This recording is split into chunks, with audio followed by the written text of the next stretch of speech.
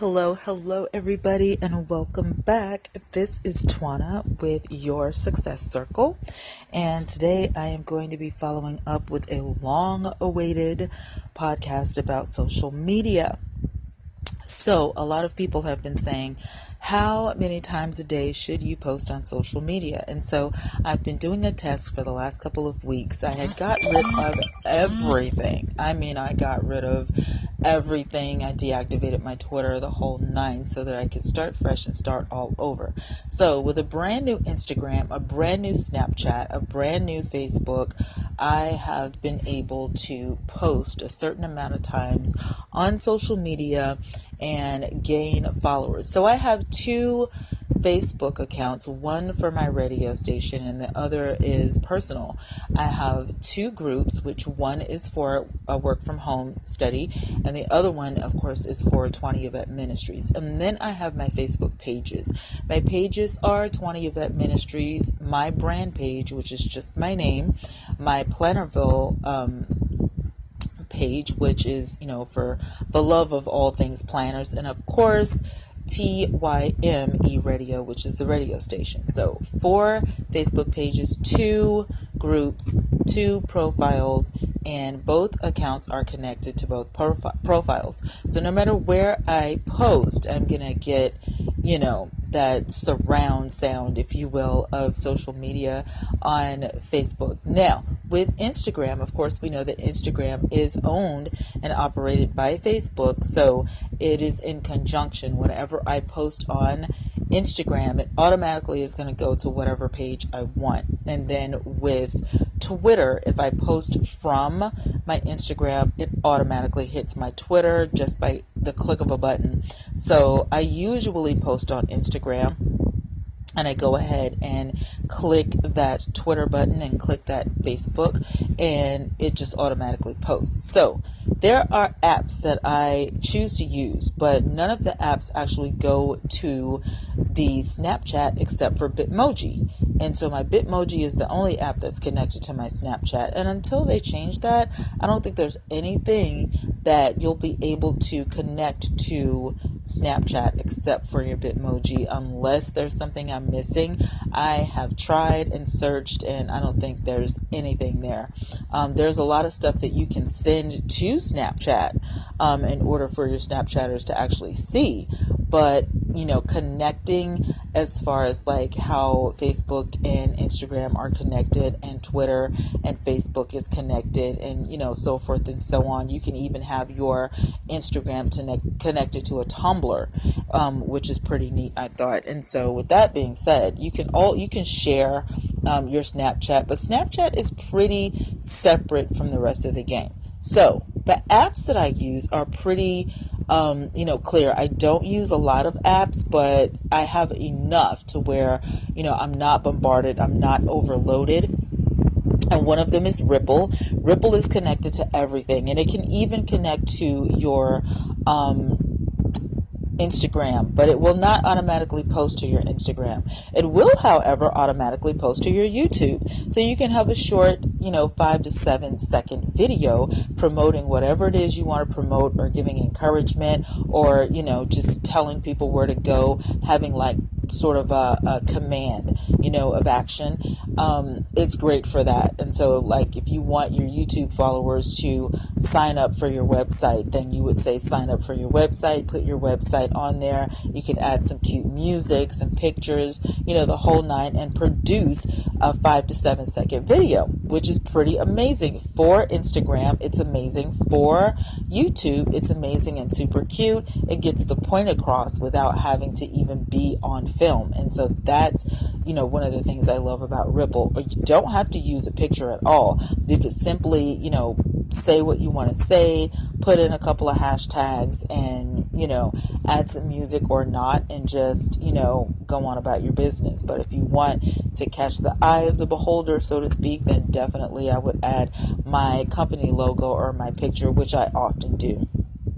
So with that being said, if you have a LinkedIn account, YouTube, everything except Snapchat, it will definitely post to it. Oh, Ripple will not post to Pinterest as well either, so make note of that.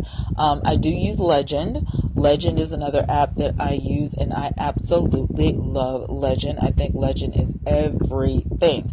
And it's flashy when you want it to be, and it's calm and subtle when you want it to be, and it's just, everything. You can use it for your ministry, for your business, for, pleasure, for, whatever, just to, say something funny to catch somebody's eye. And they have different templates you can use. You can put whatever picture you want in Legend in the background and just make things pop. And I love using Legend on Instagram. It's one of my favorite things that I love to use. And I said I was going to have like a 16 bar, Legend thing running on my Instagram or whatever, so people could just see, how you go to an Instagram profile and they look at the profile and go, oh my goodness, this is stunning. A lot of people are doing, amazing art. And I thought, nobody's done a Legend yet. And it's not that, it can't be done or whatever.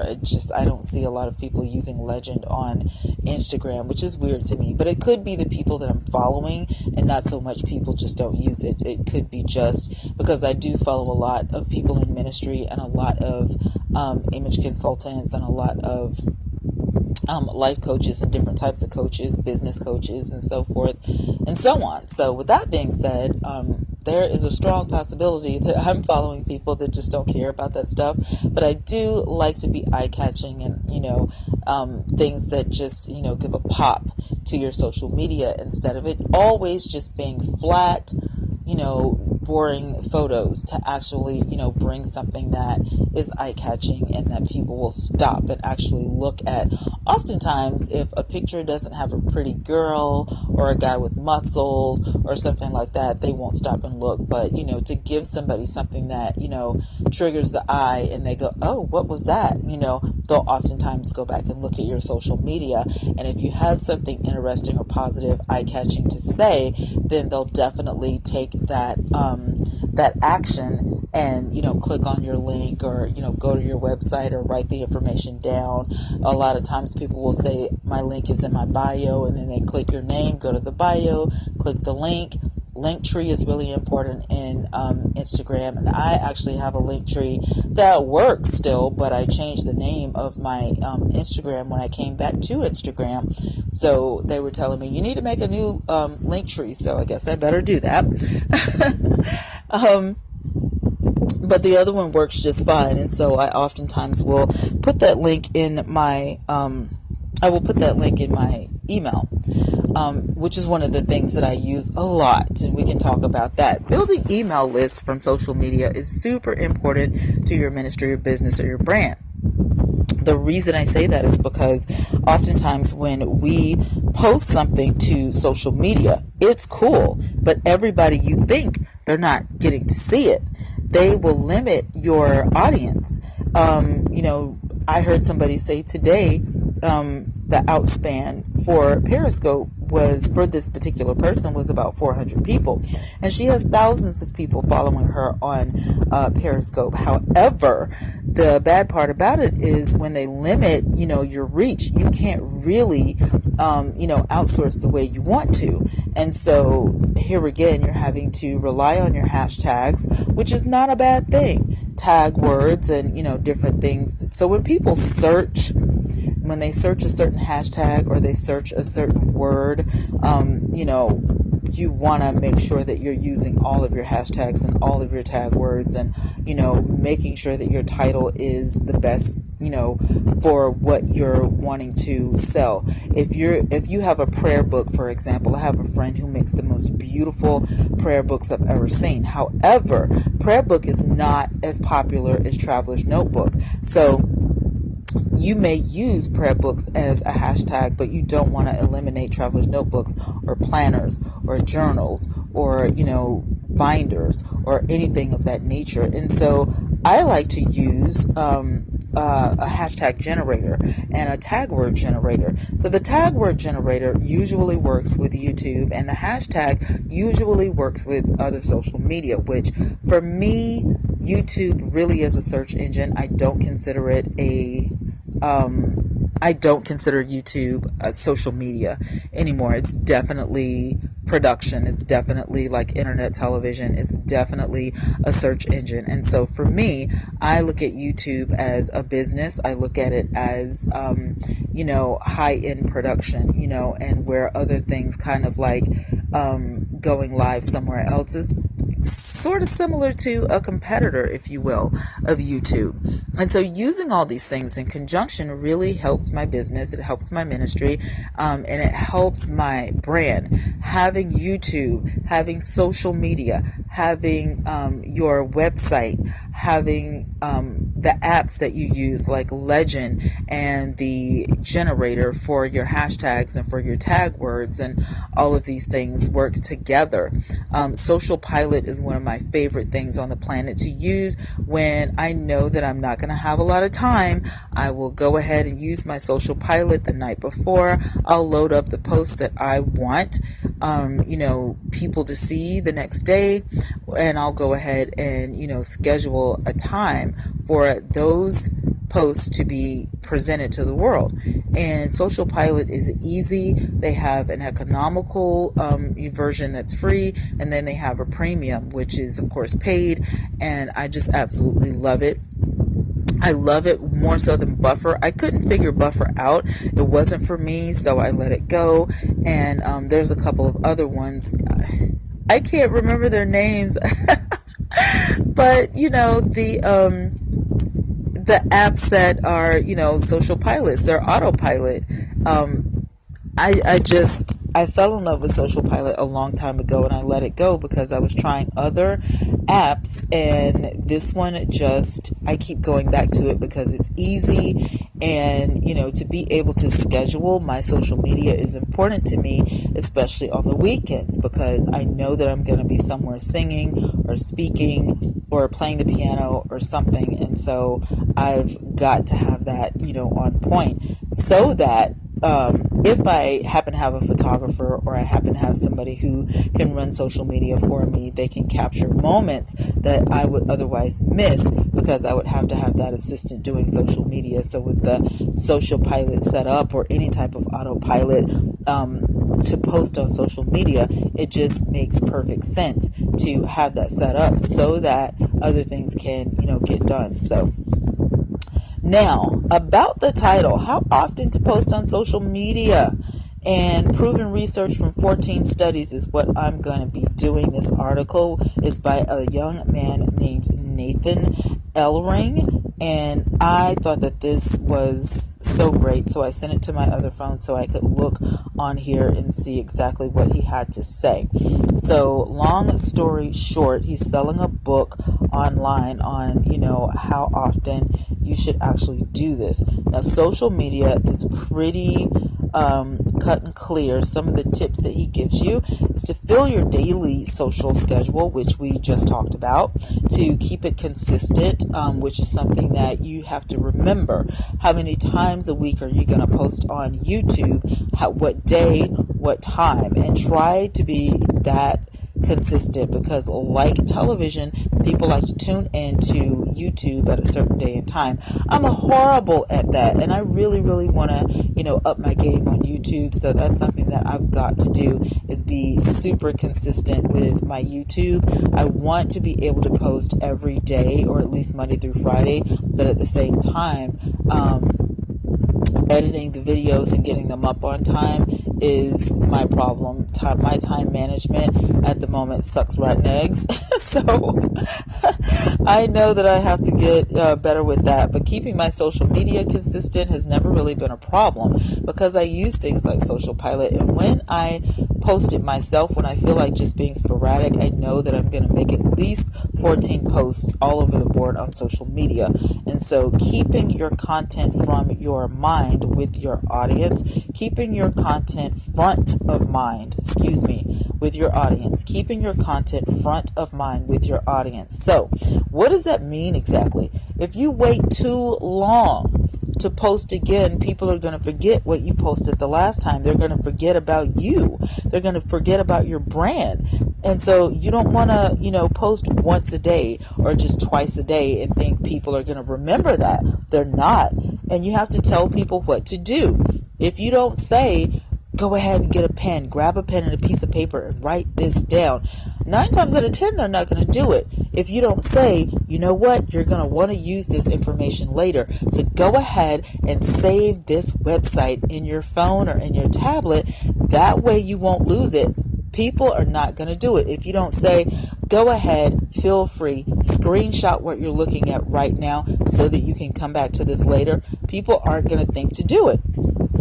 And so you have to, make sure that you have a command to tell people what to do and how to do it. Go to the website right now, click on this link, and when you get there, click on affiliate or click on YouTube or, whatever. And when they follow these instructions and they get to the grand prize, people will want to come back to your Instagram or your Snapchat or your Twitter. You understand what I'm saying? So there's a method to the madness, and it's not as hard as you think. You just have to be consistent. So in knowing all of that, there are a lot of things that I usually don't use, and I'm going to go through some of them. The social rules of Pinterest from Ahology. I've never heard of Ahology before and probably will never because I don't use Pinterest anymore. But the research and tips compiled by Buffer, which is one of the things that I don't use. How often to post on social media by Constant Contact. I used Constant Contact years ago when it first came out and it was free, and I liked it for a minute, but when things get to be too hard and too fussy, I tend to leave it alone because time is of the essence with me. Number 4, research and experience from optimum level of posting on social media from Dow Social. Never heard of Dow Social, and it hasn't been hurting my social media. Like I said, I don't have any dry spots or dead air time, so I've never heard of it. And some of this stuff, it may work for you and some of this stuff may not. Industry benchmarks from HubSpot. I have heard of HubSpot and I have used it, or at least I signed up for the service, and I just didn't get it. It was just too much. And then they have other things on here that you can click on. General findings from Social Media Week, Jay Baer's thoughts and insights from Convenience and Convert. I've never heard of that before. And collected research from Adobe. And all of this stuff pretty much says that when you are on social media, you need to know how to post. When you're on Facebook, how much posting should you do on your page? At least 4 times a day to be accurate, okay? You can post once a day, but if that once a day doesn't have a call to action, then you just wasted your time, okay? You wasted your time. So up to 4 times a day is really good for your Facebook page, okay? Now remember, you can go live and that can equal a post. You can also go live on your profile page, which is your timeline, and you can also go live in your groups. So if you post once on your profile, once on your page, once in your group, and then go live, if you so choose to go live, then that could equal out your 4 times a day. Not 4 times a day on everything.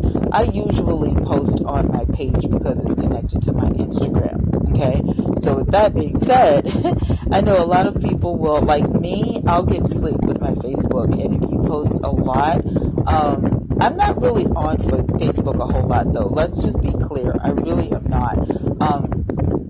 What happens is I will check my Facebook at the end of the day or first thing in the morning, and I will, just look and see. I kind of skim through. And I have a couple of groups that I'm a member of that somebody else is the admin of, and I enjoy looking at their stuff. I'll check my groups to make sure nobody has any comments or questions or concerns, and then get on with my day. So if I don't want to follow a page, I just click unfollow, but I'm still liked to the page so that I am supporting the page, and then I just look at it when I want to. Though a lot of people will do that. So far, I think I've been doing pretty good because nobody has complained about my posting. And I do post a lot on Instagram. Instagram is one of those fickle things, kind of like Twitter, where if you are not present, then nobody is going to be paying attention to you. So Up to 4 times a day for Facebook, which is pretty good. Up to 14 times a day for Twitter. Why is that? Because Twitter is constantly moving, and so if you're not moving with Twitter, then you're not going to be seen. So up to some say up to 14, up to 15 is a good number as well. So it just all depends, one number isn't going to make or break you, but the low for a Twitter I'm reading right now is 1. Post 15 tweets per day is recommended. The high is 51. I do know people who could tweet all day long. A lot of celebrities can just stay on Twitter and just tweet all day long. Why is that possible? Well, the reason they do it is because there's a shift, like first shift, second shift, third shift, and it's a little bit different than the clock on your, calendar for work, because when people are at work, they're more apt not to tweet, but when they get off of work and when they're traveling, when they're in between things like, in between work and school, or in between work and home, or in between dinner and, bed, in between these times, celebrities can really catch an audience. And so there are different audiences. Not everybody is on at the same time. Like myself, I will check my social media 2-3 times a day if social media is lucky, but with Social Pilot, I don't actually have to be there. So if I'm looking for something, normally I'll check my social media first. If I'm looking for a certain pen, or if I'm looking for, something to use with my traveler's notebooks, then I'll check social media first, then I'll go to YouTube, then I'll go to Google. A lot of people will check Google first, but if you're a social media, buff, you know that you can find a lot of things on social media, and you can purchase via social media immediately, and you can ask questions of whoever posted it. So I have a lady, friend of mine, who she's so sweet and she makes the best soaps. And so if I want, natural made soap, I can look it up. I can click on her and say, hey, how much is this? What's your turnover time? Do you have to make it fresh? Do you have some already cut and on standby? Blase, blase, blase. I get that instant customer service, and then I go to the next. And that's really good to be able to offer, is that instant customer service. So if you're not posting, people probably won't see you. It's kind of like being active enough to be found in Google or Bing.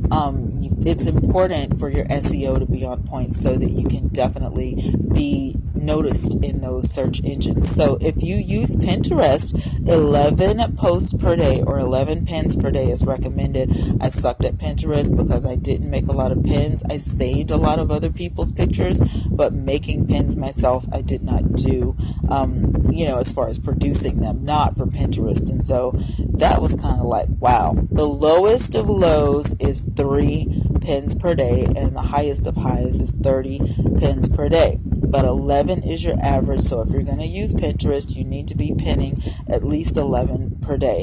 On LinkedIn, the low is 0 and the recommended is 1 and the high is 1. So if you're on LinkedIn, you're only going to post once per day. Curate or reshare a post every other day. LinkedIn is not very active, but people like longer posts. So if you're on LinkedIn, I noticed when I was, people had something to say, almost like a blog, and so that would just sit all day, and then the next day you would make a post and it would just sit there all day, because most people who use LinkedIn are business people, and they're not going to just, skim through. It's not a regular social media site, if you will. It's something totally different. So Google Plus, the low is 0, the high is 3. The recommended post for Google Plus is 2. Okay? And so it says to curate or reshare one post every other day. And so your first post may be between 9 a.m. and 11 a.m. and your second post may be between 12 p.m. and 1 p.m. Those are the recommended times for Google+. That's when people are on their lunch break. For LinkedIn, going back 10 a.m. to 11 a.m., going back to let's see, Pinterest, times vary. Your first, second, third, and fourth pin will be at 2 a.m., 3 a.m., 4 a.m., and 1 p.m. I don't know why that is. And then 5, 6, 7, 8, 9, 10, 11. So you have pins all the way from 2 a.m. to 11 p.m. So you would definitely need something to post your pins, because I know at 2 a.m. I'm probably not going to be up. So with Twitter, all of your stuff, it has, again, starting from, the wee hours of the morning to late at night. And so for Facebook, your posts probably should range between 1 p.m. and 4 p.m. That's prime time on Facebook. And it's true. I know that to be true. So am I missing anything else? Oh, yes, the all popular Instagram. Okay, 1 to 2 posts a day for Instagram, and that is so not true, but I'm going to read it anyway. The low is 1, the high is 3, and your post per day recommended is 1 to 2. And then Buffer says this, that major brands share on Instagram on an average of 1 to 5 times a day, but no more. Curate posts only when necessary and beneficial to your audience. So they make it kind of hard. You need another app to actually repost unless you screen share. And I've been doing screen shares lately because the poster apps that I use for Instagram, some of them don't tell you who shared a post first, and that bothers me. So I've stopped doing that. I've started to just, screenshot like we used to do back in the day, and it seems to be working pretty good. I can post up to 10 to 15 times a day on Instagram and get a lot more traffic. I mean, a lot more traffic. And the more traffic you get, the more people are going to subscribe to you, and that's what you want. You want people to subscribe or follow you. When that happens, you can turn those people into customers. So I'm not interested in the 1 to 2 times today that Buffer recommends. It's just not smart. The first post, it says from 8 to 9 a.m. and then the second post, it says 2 a.m. and that's not smart either. But I do know that if you do post late nights, that yes, you can get a pretty good hey, how you doing, or something like that. But nobody's actually there to shop at 2, 3 o'clock in the morning, like as seen on TV. Not on Instagram, not unless, they just had a whim and they're looking for the skinny tea or, something like that. So, for me, in the middle of the day is the best time to reach people. And I'm telling you, when you make a post and you let it sit there and you let it do all it can, and when you see that people have died off and nobody else is really looking at that, then it's time to post again. I mean, sometimes it could be every 30 minutes with Instagram. So you may be tied up from 1 p.m. to 4 p.m. on a weekend. And then sometimes, the post could last all day and you just get, it's just busy, busy, busy. So you have to really watch Instagram, because you just never know. And then it also depends on what product and or service you're sharing. If people really are into what you've got going on, then it doesn't matter what you post. They're going to like it, they're going to share it, they're going to tag people in it, and you're going to grow, within a matter of days or weeks even. But, I've been growing in a matter of days, every day. I would like to say every other hour I have a cluster of followers, and so my Instagram is not going to stay small for long because of the method that I use. And I just, if I think about it, I'm like, let me check my Instagram, and I'm posting. The reason I'm doing that is so that I can grow my audience, because the more people that see my brand, the more they're going to get familiar with my logo, and the more they're going to get familiar with my face. And I want to turn those, followers and those subscribers into actual clients and customers. And that's what's most important to me, especially with my traveler's notebooks, especially, I mean, thumbs up for my ministry. Like, I really, really, really want people to get familiar with 20 Yvette Ministries, because I plan on doing super big things in the cyber world, as well as charitable events in the near future. So that's important for me to actually stay on that social media grind. And it seems for me that Instagram is the way to go. I'm not really getting a whole lot of feedback from Facebook. I'm getting a little bit, but not a whole lot. So I've not given it up yet. But here's one of the things I want to leave you guys with, is that when you see that a social network is not working for you, and maybe you've tried 2 or 3 different things on that same social media and it's still not working, then it's not for you. Let it go. And it's okay. You're not leaving any coins on the table, especially if something else is working for you. So for me, for whatever reason, I think Snapchat is pretty cool at the moment. It doesn't mean that it'll stay that way forever, but I'm definitely trying it. Instagram is a really great, tool for me to use, and so I'm really satisfied with that. I have been gaining followers on YouTube, so that's a really, really great thing. And I don't really, somebody asked me one time, hey, do you need all these other social media outlets to grow your YouTube? It is helpful, but after this research, this hiatus of not being on social media, I'm going to say, no, you don't need social media to, to make it work. If I could get back on, Periscope and do that thing, and then have just my Periscope and my YouTube, maybe things that I can go live with, then I would probably stick with that. Yes, Facebook is really great for, going live and all that kind of stuff, and I really appreciate the platform and everything, but do I feel like Facebook is necessary? I don't know. I just don't know. I think for me, Instagram probably is the high because it's visual, and so I've not done an Instagram live in a while. Tomorrow I plan on testing out IGTV, so I'll definitely come back with another podcast and let you know how that goes. I do post to the stories sometimes, and I'm familiar with that on Snapchat as well. So I'm testing things out and seeing how it goes. But the one thing that I'm not going to do, and I don't want you to do either, is waste your time. I don't want you to continue to do things on social media thinking, just let me give it a year and then it'll work out. With social media, things move really quick. And so if you're on social media and you need to take a hiatus because things aren't working out, just stop. Don't post every blue moon. Just quit.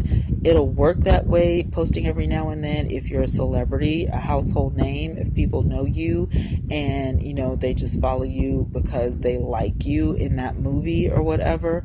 That will work, for you, because you don't have to be there. You've already created a brand for yourself. But if you are, wanting to reach more people because you want to become a household name, either be consistent or just don't do it at all. That's my take on, the whole social media craze. And I want you to be empowered with this information. Listen to this podcast as often as you should, because it's important that you are successful for yourself, for your family, and for the people who are watching you live your lives. So this has been 20 Yvette for your Success Circle. I hope this was enlightening, and I will be back soon with another podcast. Thank you so much and have a good one.